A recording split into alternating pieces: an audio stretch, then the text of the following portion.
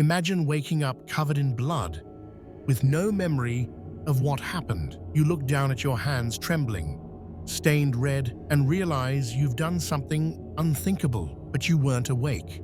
This is the story of Kenneth Parks, a man who committed murder in his sleep, and a courtroom that had to decide whether he was a killer or a victim of his own mind. This is the sleepwalker who killed, the murder he couldn't remember. It's 1987 in Toronto, Canada. Kenneth Parks is a 23-year-old man, married with a young daughter. He's known by his family as gentle, funny, and hard-working, but life isn't easy.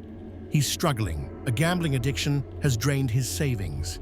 His job at an electric company is at risk. He owes thousands of dollars. Yet despite everything, his wife's family, the Woods, still love him, especially his mother-in-law, Barbara. She calls him her gentle giant. But stress does strange things to the human mind. And for Kenneth Parks, that stress would soon push him into a state beyond waking and beyond control. On the night of May 23, 1987, Kenneth fell asleep in front of the TV. His wife and baby were already in bed. At around 4:30 a.m., something happened, something science still struggles to explain. Kenneth suddenly rose from the couch. His body was awake, but his mind was not. He grabbed his car keys, walked barefoot to his car, and drove nearly 23 kilometers across town. Destination? His in-laws' house. When he arrived, he let himself in with a spare key. Inside were his in-laws, Barbara and Dennis Woods, asleep in their bedroom. In what doctors later described as an episode of sleepwalking automatism, Kenneth attacked them. Barbara Woods was strangled and stabbed to death. Dennis Woods was severely beaten but survived the entire time. Kenneth was still asleep. Moments later, Kenneth woke up, not in the house, but in his car. His hands were covered in blood.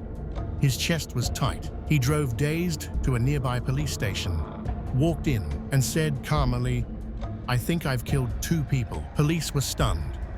Kenneth didn't resist arrest. He didn't run. He kept repeating, "I didn't mean to do it. I don't remember." Officers noticed his hands were cut, his bare feet bruised, clear signs of a violent struggle. But his calmness didn't fit the profile of a conscious killer. Was he faking? Or was this truly the rare case of a sleeping murderer? The case went to trial in 1988, and the courtroom became a battlefield between law and science. Prosecutors argued it was all an act, that Kenneth staged the sleepwalking defense to escape justice. But defense lawyers called neurologists and sleep experts who studied Kenneth extensively. They found something astonishing. Brain scans showed abnormal sleep patterns consistent with deep sleep parasomnia, a disorder where the brain gets stuck between sleep stages. His family also testified he had a long history of sleepwalking, once even rearranging furniture in his sleep. The experts concluded Kenneth's actions were involuntary. He truly was asleep while committing murder. After weeks of testimony, the jury faced an impossible question. Can a man be guilty if he didn't know he was doing it? In a shocking decision, the court ruled Kenneth Parks was not guilty of murder or attempted murder by reason of non-insane automatism.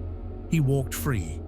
And to this day, it remains one of the most controversial verdicts in Canadian legal history. The Parks case forever changed how courts view sleep disorders and criminal responsibility. It sparked global debate.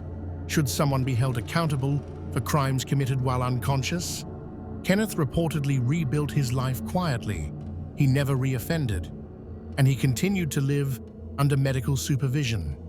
But his story remains a haunting reminder of how fragile and unpredictable the human mind can be. What if one night you closed your eyes and woke up in a nightmare you created yourself? Do you think Kenneth Parks should have been found guilty? Drop your thoughts in the comments. And if you love stories that blur the line between science and horror, subscribe for more true crime that keeps you awake at night.